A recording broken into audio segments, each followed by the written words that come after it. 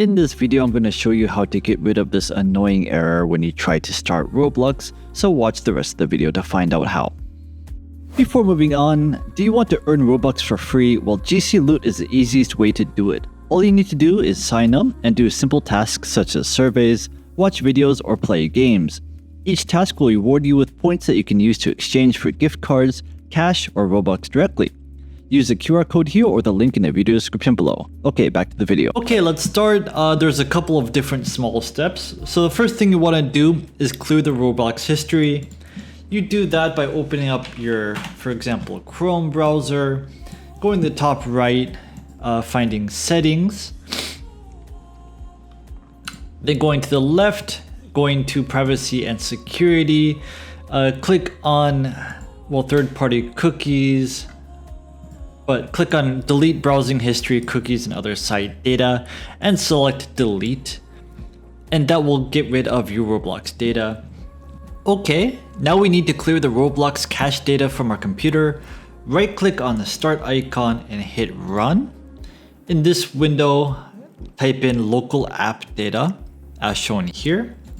Click OK. Go down and find the temp folder.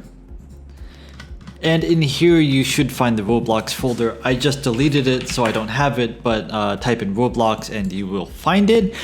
Right click on it and delete it.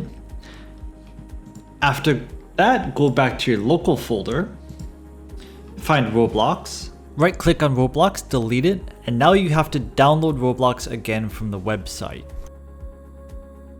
You can get Roblox from www.roblox.com/download. Click on the download the app and download it.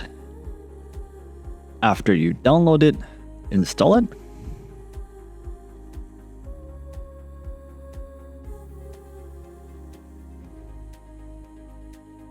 And we're waiting for it to install.